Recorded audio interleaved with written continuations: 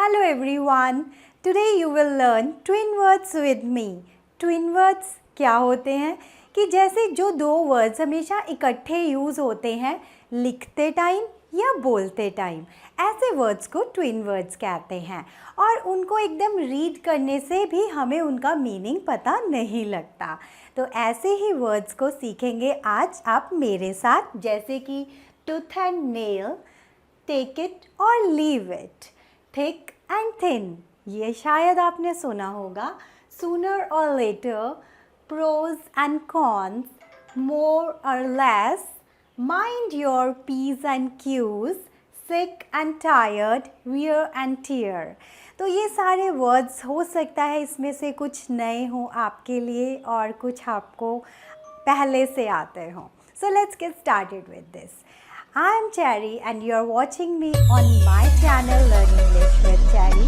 And if you are new to my channel, then please hit the subscribe button and bell icon also. Here is first twin word, tooth and nail. It means जी जान से।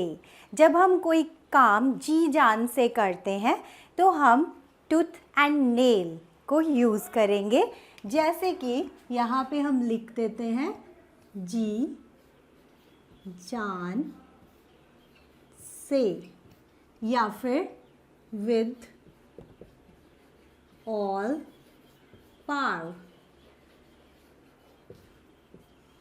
और अगर हम इसको एक sentence में use करें tooth and nail, तो इसके साथ ही एक वर्ड आप लेंगे जी जान से लड़ना, means fought tooth and nail. जैसे कि वो जी जान से लड़े लेकिन हार गए, they fought tooth and nail but lost the match and anything, it can be anything but lost. एक और सेंटेंस लेते हैं, मुझे पता है तुम्हारे भाई ने इसको प्राप्त करने के लिए अपनी जी जान लगा दी। I know your brother has fought tooth and nail to get it. I know your brother has fought tooth and nail to get it. तो अब आप टूथ एंड नेल को यूज़ करना कुछ अंडरस्टैंड कर गए होंगे इन दो सेंटेंसेस से। So let's move on. Next is take it और लीव इट। ये अक्सर हम कब यूज़ करते हैं, जैसे कि आप किसी से कुछ सामान लेने गए और वो पर्सन आपसे कहता है कि आपकी मर्ज़ी है, ये इतने का ही है, लो चाहे छोड़ दो। तो इन दैट केस हम इसको हिंदी में कैसे बोलेंगे? कोई तोल मोल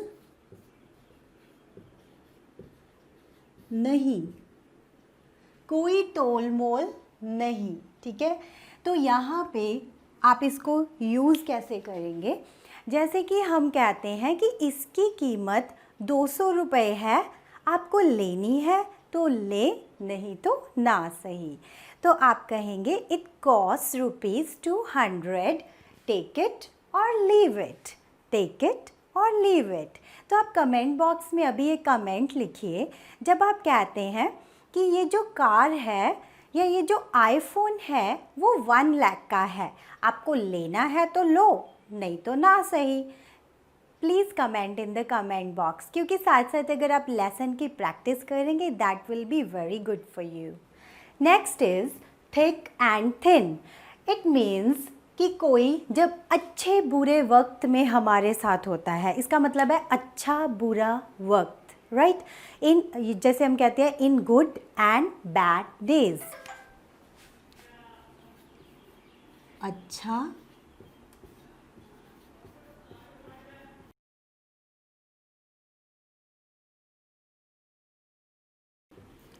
बुरा वक्त,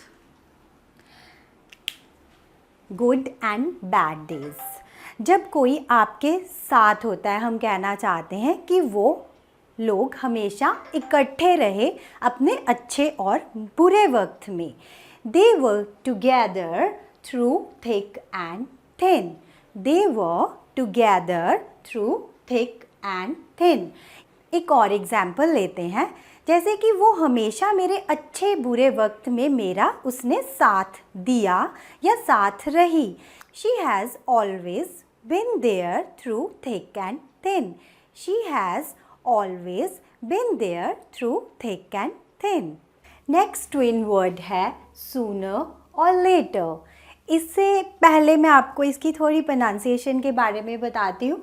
अगर कोई भी वाउल्स जो है, जैसे ई है, इधर भी ई है, आर से पहले आता है कोई भी वाउल, आर से पहले, तो जो आर की प्रोनाउंसिएशन है वो थोड़ी डाउन हो जाती है इन अमेरिकन इंग्लिश. ब्रिटिश में हम बोल सकते हैं, लेकिन फिर भी मैं आप दोनों का आपको बता देती हूँ. आप इसको सूनर और लेटर भी बोल सकते हैं या सूनर और लेटर भी बोल सकते हैं, जिसमें आर की साउंड जो है वो बहुत डाउन हो जाती है. तो सूनर और लेटर को हम यूज़ कब करते हैं? जब आप कहते हैं कभी ना कभी, राइट? कभी ना कभी.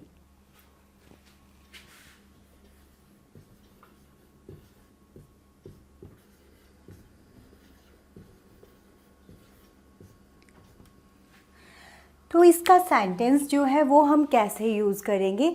जैसे कि उसको वो चीज़ मिल ही जाएगी कभी ना कभी जो वो डिज़र्व करती है या फिर जिसके वो योग्य है. In Hindi, she will get what she deserves sooner or later.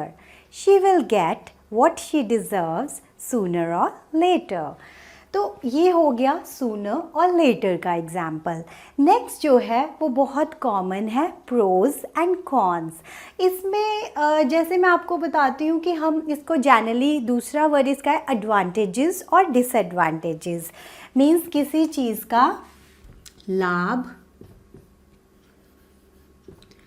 और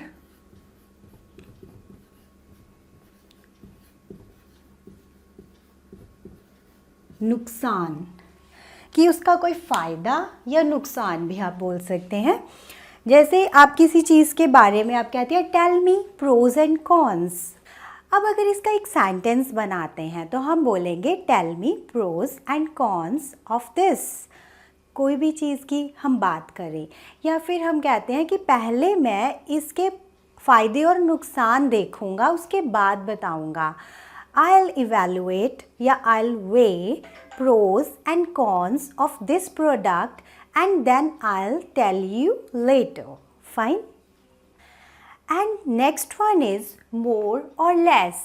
More or less का मतलब है तकरीबन तकरीबन इन हिंदी. और इसको हम यूज़ कैसे करेंगे? तकरीबन तकरीबन या फिर ऑलमोस्ट भी कह सकते हैं इन इंग्लिश. तो इसको जब हम सेंटेंस में यूज़ करते हैं तो आप बोलेंगे, तो जैसे हम कहते हैं कि एलिगेटर्स और क्रोकोडाइल्स जो हैं वो ऑलमोस्ट सेम होते हैं, तो आप बोलेंगे crocodiles and alligators are more or less the same. Crocodile and alligators are more or less the same. And next is mind your P's and Q's. This is very interesting. ये कैसे हम किसी को कहते हैं? P's ये है, जैसे हम कहते हैं प्लीज़ और थैंक यू, ये वहाँ से आया है शॉर्ट फॉर्म. मीन्स मैनर्स की बात हो रही है कि अपनी जुबान संभाल कर ज़रा बात करो, जैसे हम किसी को कहते हैं. तो यहाँ पे जैसे हम किसी को कहते हैं mind your Ps and Qs, ये कंप्लीट ही यहाँ पे मैंने लिखा हुआ है कि जुबान संभाल कर.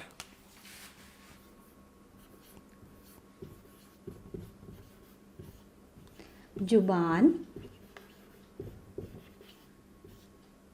संभाल कर.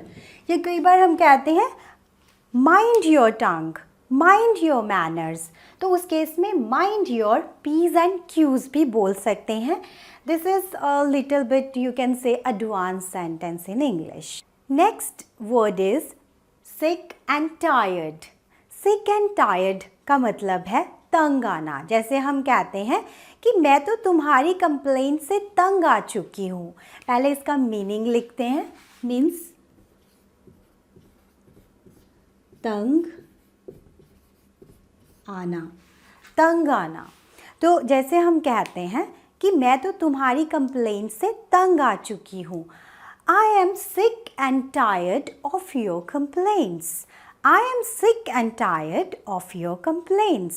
अगर आप किसी की किसी चीज़ से तंग आ चुके हैं तो please write in the comment box by using sick and tired. And next twin word is wear and tear. Wear and tear जो है वो हम कहाँ पे यूज़ करेंगे? जैसे किसी चीज़ की का टूटना, फूटना या घिसाई होना, जैसे फॉर एग्ज़ाम्पल टायर्स। जैसे कोई कहता है कि इसका जो घिसाई है या इसका जो टूटना फूटना है वो इस चीज़ में इंक्लूड नहीं होगा। This will not include normal wear and tear of this product. This will not include normal wear and tear of this product. Means इसका टूटना फूटना या इसकी घिसाई होना।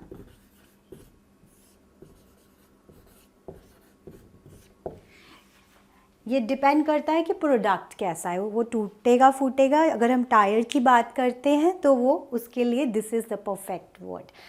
And next is spick and span. ये होता है एकदम साफ चकाचक। हर house was spick and span. उसका घर एकदम साफ था, एकदम साफ। तो गाइस कैसा लगा आज का वीडियो आपको? If you like it please give me a thumbs up and please share it with your friends as well. Keep watching, keep learning. Bye bye.